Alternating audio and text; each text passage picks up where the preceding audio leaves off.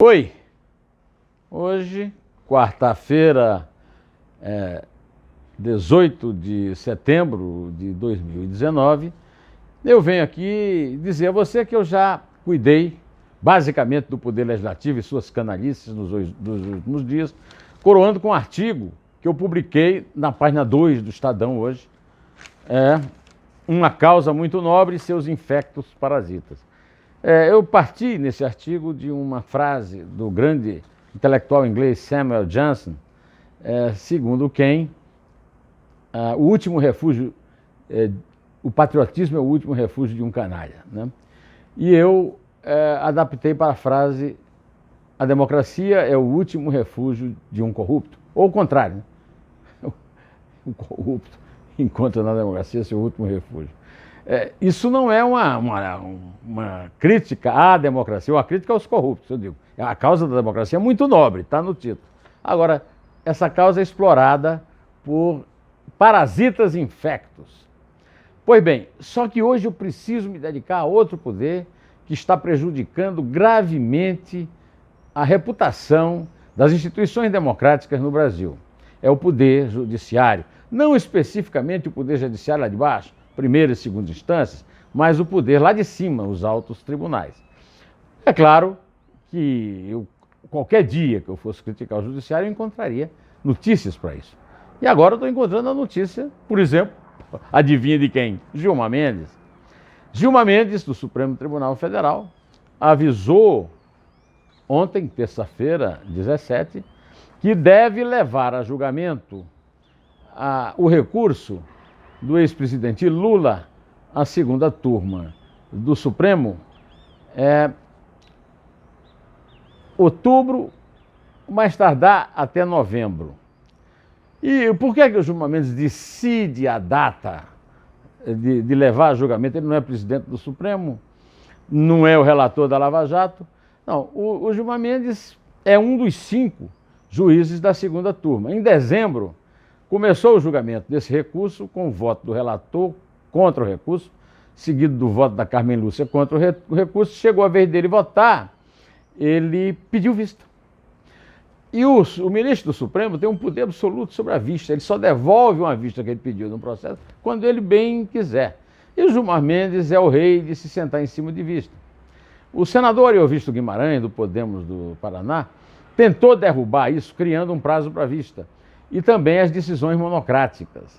Mas perdeu a votação, não conseguiu os 3/5 necessários dos votos para fazer a reforma constitucional.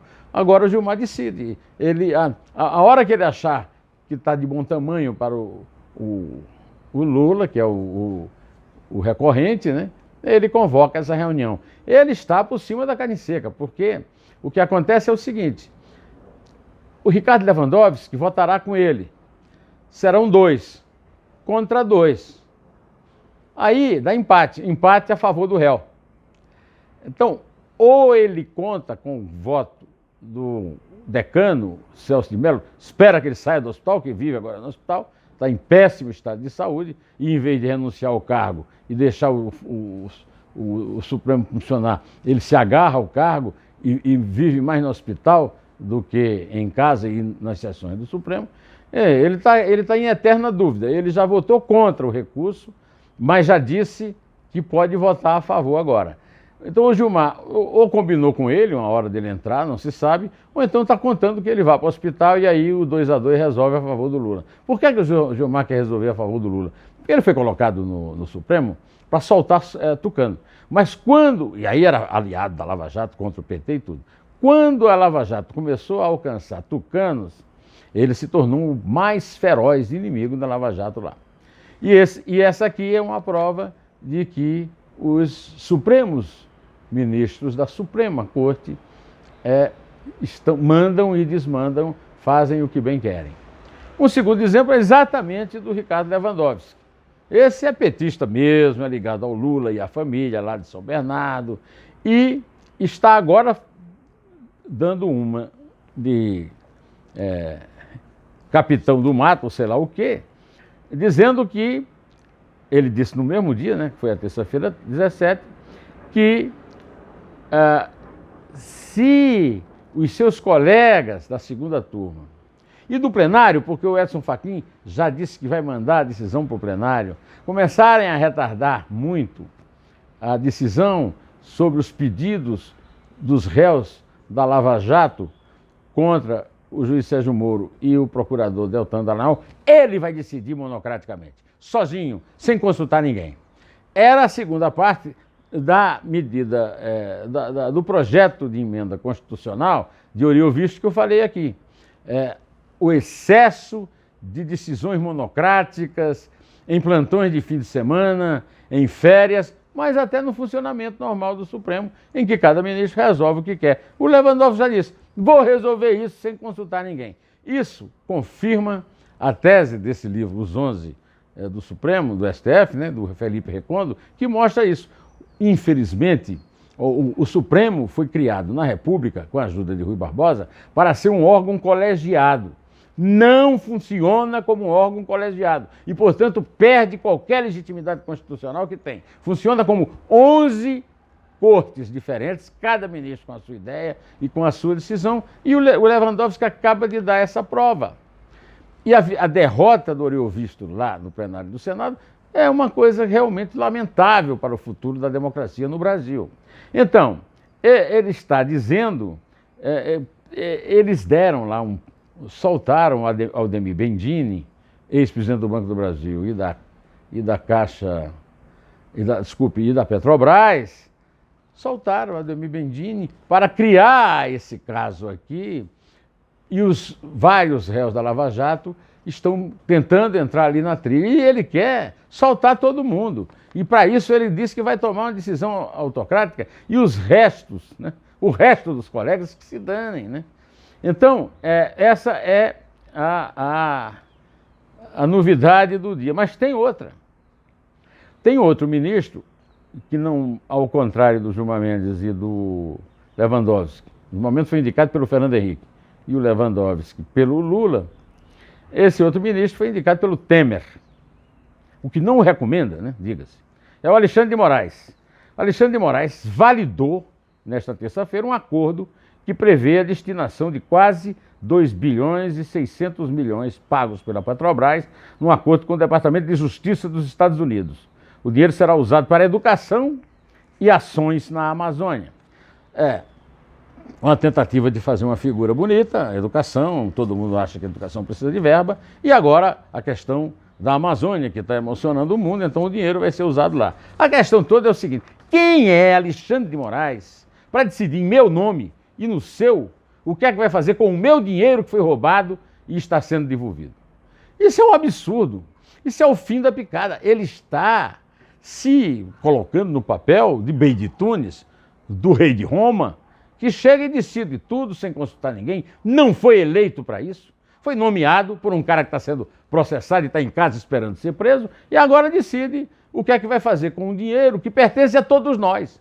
Criticaram muito os procuradores, eu também critiquei, quando queriam fazer uma fundação com o dinheiro, porque não tem nada a ver o dinheiro que eles recuperaram. Eles recuperaram cumprindo a gente, como agentes da lei, cumprindo a lei. Agora, não pode também mandar o dinheiro para a Amazônia ou para a educação, no momento em que há uma escassez, um miserê de verbas no orçamento público, e o orçamento precisa ser minimamente receber minimamente recursos para que não aumente o déficit, que já é brutal. Bom, nesta ocasião também o Ministério Público do Rio está dando foro especial ao senhor Flávio Bolsonaro. Isso aqui nós já falamos aqui, o Toffoli blindou esse rapaz em troca do Bolsonaro nomear um protegido dele, chamado André Mendonça, que é o advogado-geral da União, para o Supremo. Ele já disse até que o André Mendonça é mais supremável do que o Moro e que vai preencher uma vaga que ele acha importante no Supremo, que é um ministro terrivelmente evangélico. O pessoal do Antagonista, que eu admiro muito, tem muito humor, e eu gosto desse humor deles, já apelidou esse rapaz, ele é advogado-geral da União, mas já está apelidado de Acordão-Geral da União. Agora, quando se refere a ele, o Antagonista se refere. O Acordão-Geral da União André Luiz de Mendonça, vou fazer isso aqui também. E vou ficar cobrando isso aí, porque na verdade o Bolsonaro fica elogiando, que é para mostrar para o Toffoli que ele vai cumprir. Ele tanto vai cumprir, que não é só ele, que agora está aí para ser resolvido pela terceira Câmara Criminal do Tribunal de Justiça do Rio, o atendimento a um pedido mais um pedido da defesa de Flávio Bolsonaro, que é senador, mas que era deputado da Alerj, para passar a ser julgado, não na primeira instância, mas no órgão especial do Tribunal de Justiça.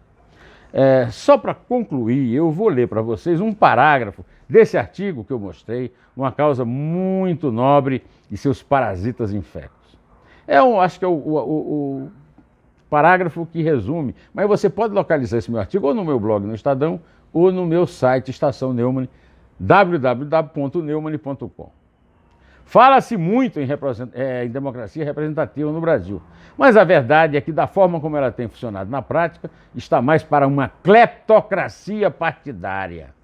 A distorção matemática que impede a verdadeira representação do cidadão, relegado ao executivo de União, Estados e municípios, tem um filhote infame na instituição que exerce o poder de fato, no tal presidencialismo de coalizão.